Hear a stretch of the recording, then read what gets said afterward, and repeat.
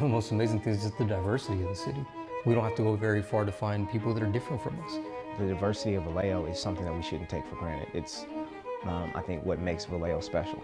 You hear a lot how diverse it is, and that's a wonderful thing, but the polarity between races is even more important to have dialogue about. I don't exactly think that the entire city values its diversity. I think that we could do a little bit better at that. Fast forward to this day and age where you see something written like, niggers, I'ma kill you, don't come outside type of thing. It's like, what? Vallejo, it's like any other place, you know what I mean? So it's not necessarily removed from systemic racism, and it would be foolish to think that, Vallejo is just this utopia that doesn't have that. My son was killed for not having a bike light on his bike. They shot him all in his back. Racism is real. It's not just in the big cities. It's like right here, right now. And I think that's something about the American church that we got to come to terms with. There's some racism there.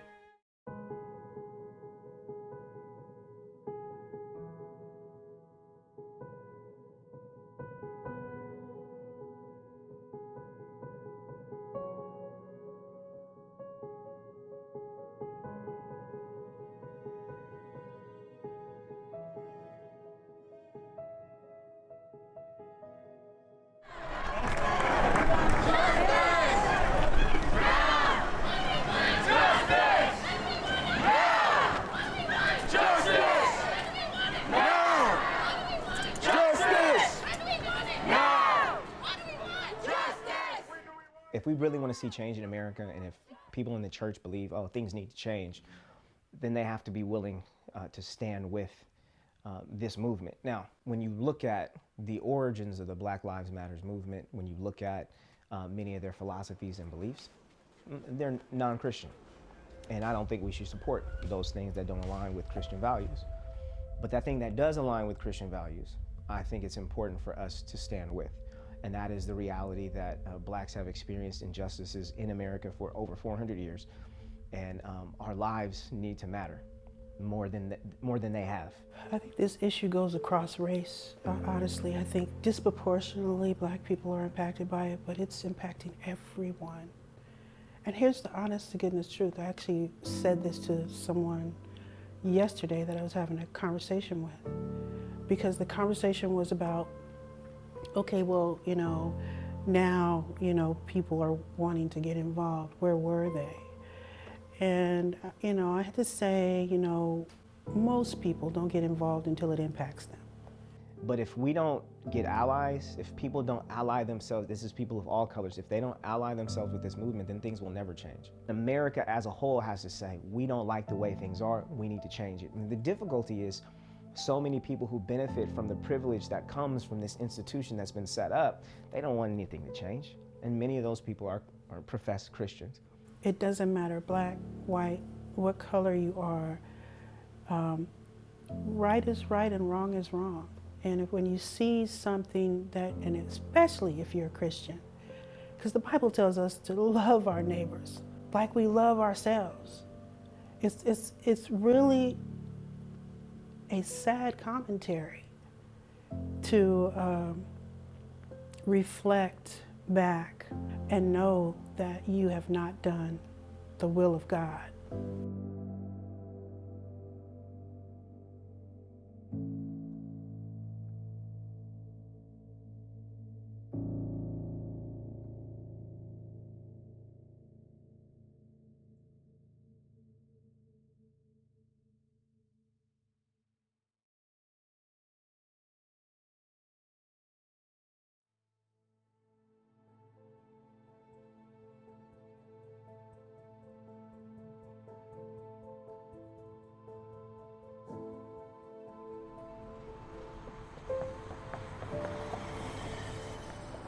So I think it takes the faith-based community to really listen to the families, listen to the people that have a real investment. You know what I mean? And I'm not saying that other people don't have an investment, but these people have literally paid the ultimate price. They've paid blood and bones. You know what I mean? They've paid their loved ones' lives.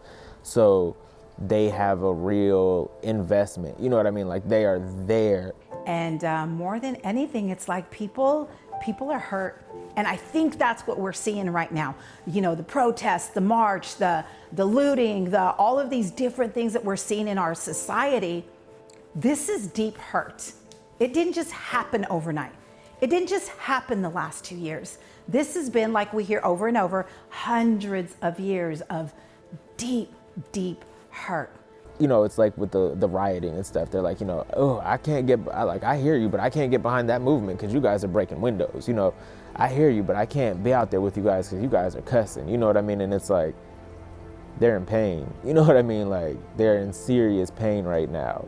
You're not cussing and breaking stuff because your son wasn't killed by the same officer that is policing the streets or in the city council meeting with you. You know what I mean? Like, that's a totally different type of pain and cruel and unusual punishment that most people can't really relate to because it hasn't happened to them.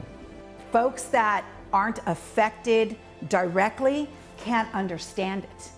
You know, it's easy to be in your nice little comfortable home and none of it touches you, but it's real and it's hurtful, and you know, the answer is turning our hearts back to Jesus Christ. That's when we're going to see a big change. A Vallejo family is demanding answers tonight following police shooting and killing their 21-year-old relative. It happened during a house party on Sacramento Street. Police say Angel Ramos was holding a knife threatening another man. ABC 7 News reporter Cornell Bernard is live in Vallejo with the story. Cornell? Kristen, police describe a melee happening at this house right behind me. When they showed up early this morning, multiple fights going on. One man armed with a knife on that back deck, but his family says he didn't deserve to be shot. It's horrible on my own street. Neighbors react to a fatal police shooting at this house on Sacramento Street. And they took my little brother. You call that justice? Grieving family and friends mourning the death of 21-year-old Angel Ramos, shot and killed by a Vallejo police officer early Monday.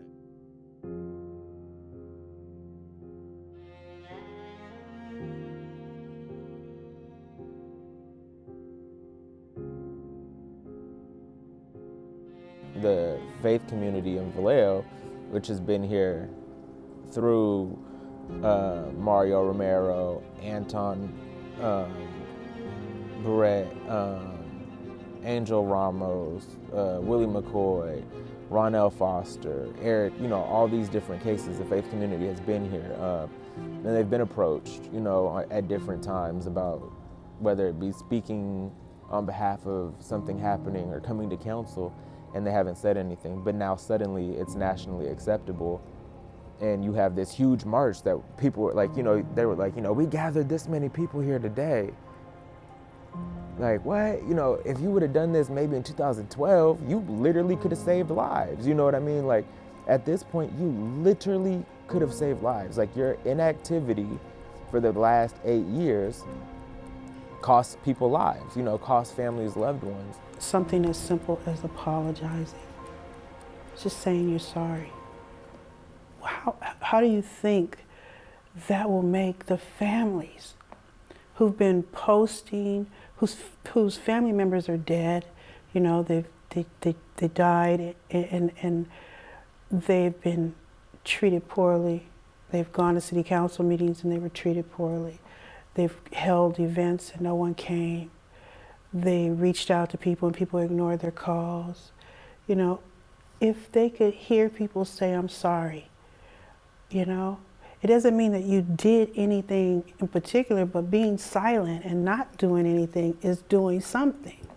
So when we went, we just wanted to ask, like, you know, why now? You know, like, why now can you vocalize about this? And when we got there, you know, and it wasn't like a counter protest, you know what I mean? Like, that's literally, we came and we wanted to ask, why now? In my mind, in my utopian mind, what I saw happening was like, you know, the pastors were gonna extend their arms and embrace Alicia, you know, and be like, you know, how can we help support you now? And instead she was told, you know, well, if you don't like it, go home. If you the tapes, well,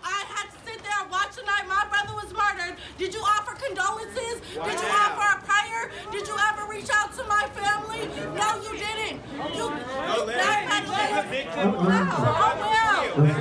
on the bandwagon. You jumping on the bandwagon. What families have you offered condolences to? What families have you stepped up and been there for? None. Now tonight, because you got all these people, you're here wanting to speak up and stand up for police brutality. Why now? That's like it's why now? That's like it's you don't even want to hear. Can I ask a question? I think that the reason why we're so compelled to respond is because we're recognizing that, wow, for a long time we've turned our back on some things. We've turned our back on some things that, look, we can't do that anymore, especially if we're going to be all that God has called us to be. And especially in this city, if we're going to be everything that God has called us to be, we're going to have to stop saying things like this is what matters and this is who we are, and actually start practicing those things.